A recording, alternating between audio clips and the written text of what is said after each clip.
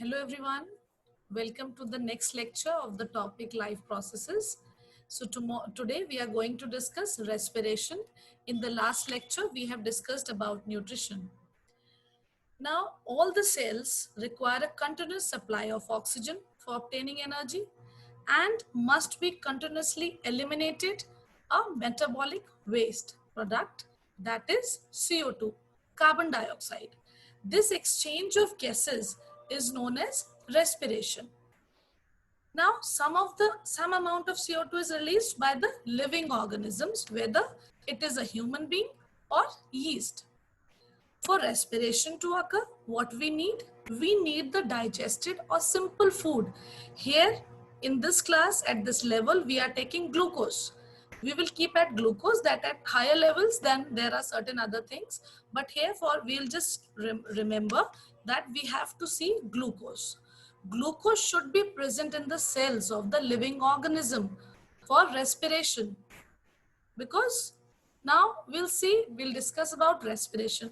Now one more process you have heard about, that is breathing. These two are far apart, they are not same. Breathing is not same respiration, these are two different topics. Now I'll explain you how. You can see on your screen.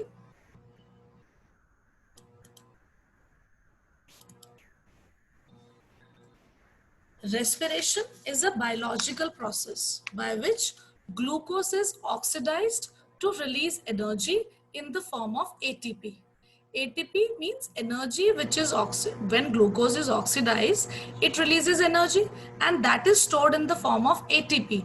So, which is the energy currency of the cell. For ATP, we'll discuss again. Now, on the other hand, what is breathing? Breathing is the process of moving air in and out of the lungs to facilitate gaseous exchange with the internal environment, mostly by bringing in oxygen and flushing out carbon dioxide. Breathing is like oxygen is coming in and CO2 is going out of your body. Breathing, inhale, exhale, these are separate things. Means these are one common thing. And respiration, inspiration and expiration, these all are one term. So breathing, exhale and inhale. Inhale means you are inhaling O2 and exhaling CO2. That is simply breathing. And when it comes to respiration, respiration in breathing means oxygen is going till lungs. Let me clear you. You can see the diagram. Just see here, oxygen from the environment is going inside. You can see till lungs it is going inside. That is up with the breathing. Okay, no involvement of cells. So breathing is still when oxygen is going inside the body and till lungs it is going. When the oxygen is going to the cells from here, when oxygen, we can take an example here, this oxygen is going to the cells and then cells already have glucose, which we have studied that nutrient. After this nutrition we get nutrient in the blood, so that is glucose, which is C6H12O6 that you all know. Okay, that is glucose that has to be broken down and ATP is released. So that is the process of respiration.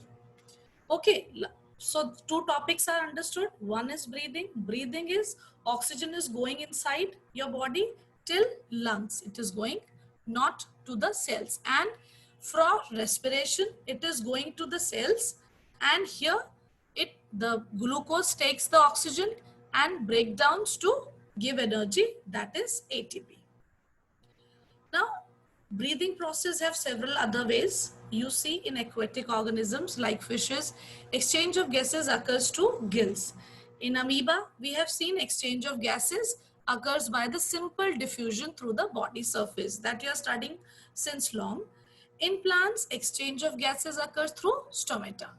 And in human beings, we have respiratory organs like lungs. I have given a simple flow chart here. You can see air is coming inside through lungs See, this oxygen is diffusing here in the blood vessels, and on the other hand, CO2 is diffusing to the lungs again, and we will exhale it. So diffusion of gases between the lungs and the blood takes place. Here the exchange of gases is there. These questions may be asked: what is breathing? What is respiration? So these questions you have to memorize the definitions. Also, what are the processes and what is the basic difference between them. Here comes the chemical equation. Sometimes they may ask you what is the process of respiration. With equation you have to explain, and don't forget to balance the equation. That is glucose plus oxygen. I told you when oxygen goes to the cells, glucose is there and it is broken down to carbon dioxide, water and ATP. So the stored energy form is the ATP, adenosine triphosphate. What is the mechanism of respiration? In respiration, we take oxygen from the environment, then oxidation takes place. That is the stepwise oxidation process. Release of energy in the form of ATP, and CO2 is eliminated. So students, these points you have to keep in mind before revising for the topic respiration. Now comes, sometimes the question may comes, what is ATP? So ATP is basically adenosine triphosphate. This energy is obtained, as I told you earlier, from the breakdown of glucose. Now glucose is broken down into three ways that I will explain you in the next topic. What is ATP? First we'll study that. So it is the standard unit in which energy is released during respiration and stored for later use. Like whenever it is required by the plant, by the human beings or any of the organism, the hydrolysis takes place. When cell requires energy, hydrolysis of ATP occurs, and it is used in the cells for the contraction of muscles, for protein synthesis and various other activities are there. In your body, it is the stored form of energy, that is ATP, adenosine triphosphate. Sometimes question may be asked, what is adenosine triphosphate? So don't get confused. Both are the same things. It is also known as the energy currency of the cell. Now basically, there are two types of respiration. First is aerobic, another one is anaerobic. Aerobics as you do, like whatever you do in the form of exercise also. So in the aerobic, you can clearly understand by the term also, we need air. For aerobic respiration, we need oxygen. Anaerobic is in the absence of oxygen. In the absence also, there are two processes. One is in the lack of oxygen, one is in the absence of oxygen. So that we'll study. So first comes the topic aerobic respiration. This difference also can be asked by you, for you in the exams, and you have to learn the equation also. Now this occurs in the presence of oxygen. Glucose, that is our respiratory substrate. I told you, glucose plus oxygen, okay? We get carbon dioxide, water and energy, that is in the form of ATP. We get maximum energy in aerobic respiration, that is because the complete breakdown of glucose takes place in the aerobic respiration. We got 38 ATP molecules, but in the case of anaerobic respiration, there are two cases. Like lactic acid in the muscles of human beings during exercise. Children, whenever you exercise or whenever you started doing physical activities, you must be feeling a little bit fatigue. You feel like today I'm very tired, I have done a lot of exercise. So that is because of it is converted to lactic acid. This the thing. So the muscles of the human beings during exercise, they feel fatigue, and because of the lack of oxygen in the muscles. Next is in the yeast during fermentation, what happens? In the absence of oxygen, the glucose is converted to ethanol. Ethanol is our alcohol. Sometimes they may ask you alcohol also. What happens when the process of alcohol conversion takes place? So don't get confused. Alcohol and ethanol both are same. Ethanol and carbon dioxide is released, and some amount of ATP also, but not that maximum. This chart is given in your NCERT. That also you have to go through it. It is not that simple chart. You have to revise it before going to write the exam. Three processes are there. There is a pathway of how the glucose is broken down. See, they may ask you what product you get if glucose is break down in the absence of oxygen, or which organism is there. Then you have to write yeast. What are the products? Ethanol and CO2. Sometimes the question comes, what happens in the lack of oxygen? What happens to glucose in the lack of oxygen? So that you have to tell it is lactic acid and energy. And in the presence of oxygen, it is CO2 and water. That is the complete breakdown, and 38 ATP energy is we get from it. So this chart that you have to revise once. Now let me explain you what happens. Glucose is a 6 carbon molecule. By breakdown in the cytoplasm, it converted to pyruvate. Pyruvate, that is also a chemical. So it is a 3 carbon molecule. It occurs in the cells. This thing is occurring in the cell. Now this process, presence of oxygen, this is occurring in mitochondria. It is an aerobic respiration. Here energy is released. So what we have to remember, that it is starting from cytoplasm and ending in mitochondria, wherever we are getting carbon dioxide and energy. Now, this is the half breakdown in the absence of oxygen. This is complete breakdown, the mitochondria one. This is the half breakdown. What happens?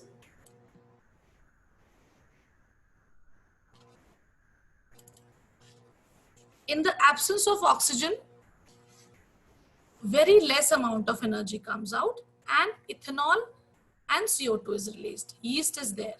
This is also called alcoholic fermentation, because yeast, you people know, is used in the fermentation process. And in the muscles, we get lactic acid. So this is the lactic acid fermentation. Now you must be wondering that why this is not in mitochondria in the yeast, because yeast is a bacteria. So we don't have mitochondria in the bacteria. So it is in the yeast cell. Next is, the next topic comes the respiration in human beings. Earlier classes also you have studied a little bit. Now you have to see the gaseous exchange, how it is done. In human beings, what happens? Air is taken into the body through the nostrils. Then it is filtered by the fine hairs in our nose that we all know. It passes to the throat where rings of cartilage are there, so that it will not collapse. The air passage does not collapse. Rings, they have a movement. They keep on just pressing and relaxing. This air having oxygen reaches to the lungs, where this passage divided to smaller and smaller tubes that finally terminates to alveoli. Now this alveoli are the places where exchange of gases takes place. What happens? This blood brings carbon dioxide from the rest of the body, which is released in the alveoli, and the oxygen in the alveolar air is taken up, which is transported to all the cells of the body, and that is done by the process of diffusion. These things you have to learn because it may be asked in the exam. Now, the oxygen that is taken up in our body has to be transported to all the parts of the body. So what is responsible for that? There is a respiratory pigment called hemoglobin that is responsible for the transport. It is like hemoglobin, you can imagine, like you are going through a bus or a car, so you need something to be transported from one place to another. The same way, blood also needs some, this hemoglobin is required, so oxygen also needs something to be transported. As we know that hemoglobin has a very high affinity for oxygen, so this pigment is present in the RBCs, that is the red blood corpuscles.